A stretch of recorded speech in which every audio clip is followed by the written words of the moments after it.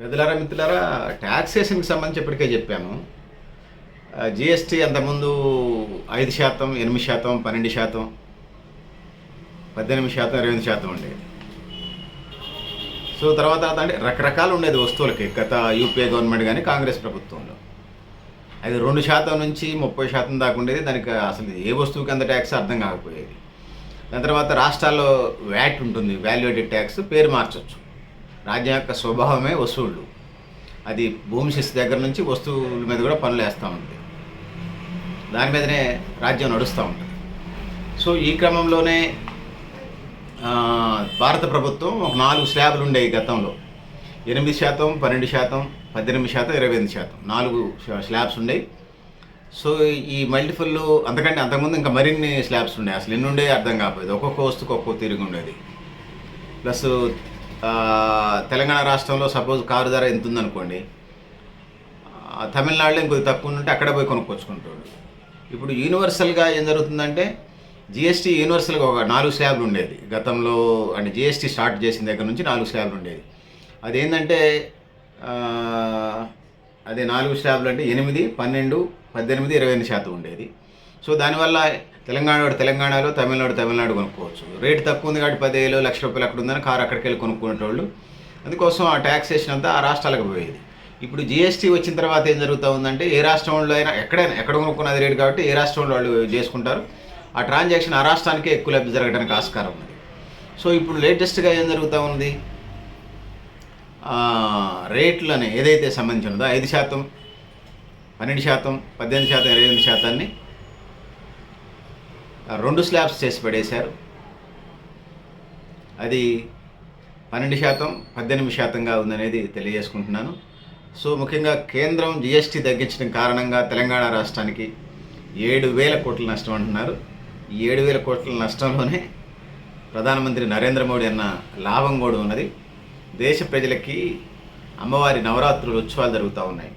అంటే సహజంగా వినాయక చవితి అయిపోగానే అమ్మవారు పార్వతీదేవి అంటారు, భవానీమాత అంటారు. అవి నవరాత్రులు అంటే 11 రోజులు జరుగుతాయి, దసరా ముందు దాకా, మహిషాసుర మర్దిని దాకా. ఈ సందర్భంగా 2025 సెప్టెంబర్ 22వ తారీఖు అనుకుంటాను, 21, 22 తారీఖులకు సంబంధించి 22 కావచ్చు, జిఎస్టీ 2 స్లాబ్లు ఏదైతే ఉందో అది అమల్లోకి వస్తుందని చెప్పేసి అనౌన్స్ చేయడం జరిగింది. ఒకటి 12%, ఒకటి 5%, ఒకటి 12% అని. సో 2 స్లాబ్లే ఉంటాయి. సో చాలా వాటికి అసలు పనులే ఎత్తేసారు. క్యాన్సర్ మందులకు సంబంధించి కానీ, ఆర్ట్కు సంబంధించినటువంటి ఫార్మాకు సంబంధించి వస్తువులు, ఇన్స్ట్రుమెంట్స్, సర్జికల్ ఇన్స్ట్రుమెంట్స్ కానీ, కొన్ని తినుబండారాలు అంటే ఆహారానికి సంబంధించి కానీ ట్యాక్స్లే తీసేశారు. దాని 0 ట్యాక్స్ ఉండదు కొన్నిటికి. ఆ విధంగా చేశారు. సో ఈ క్రమంలో 7,000 కోట్లు తెలంగాణ రాష్ట్రానికి నష్టం జిఎస్టీ తగ్గించడం వల్లని తెలంగాణ ముఖ్యమంత్రి రేవంత్ రెడ్డి అంటుంటే, ఈ 2 స్లాబ్ల మెథడ్ ఏదైతే ఉందో భారత ప్రధానమంత్రి అక్క యమలా సీతారామన్ ద్వారా అనౌన్స్ చేయించారు. సో ప్రధానమంత్రి అనే దాని ప్రకారం 2.5 లక్షల కోట్లు భారతీయ ప్రజలకు ఆ విధంగా లబ్ధి చేస్తున్నాం ఈ అమ్మవారి నవరాత్రి సందర్భంగానే, పండగ చేసుకుంటా అన్నాడు. సో వాస్తవంగా అంత పన్ను మిగులుతూ ఉంటుంది. జనరల్గా అది ప్రజలకు కనిపించదు. ట్యాక్స్ వేస్తే అంత డబ్బులు అదనంగా కడతారు వాళ్ళు.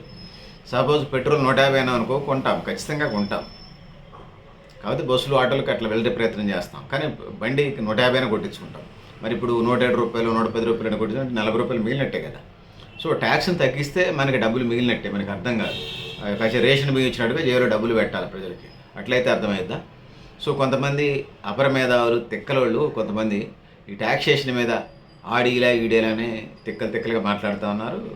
కొంత అవగాహన ఉన్న వాళ్ళకి ఇది స్పష్టంగా అర్థమైందని తెలియజేసుకుంటూ, సో ప్రపంచవ్యాప్తంగా ఈ దేశంలో ఉన్న రాజ్యం లేకపోతే దేశాన్ని నడపాలంటే ట్యాక్సేషనే, ప్రజలు కట్టే పన్నుల ద్వారానే సంక్షేమ పథకాలు కానీ, ప్రభుత్వం ఇచ్చే జీతాలు కానీ, ప్రజాప్రతినిధులు ఇచ్చే జీతాలు కానీ, అభివృద్ధికి సంబంధించిన కార్యక్రమాలు చేపడతారు.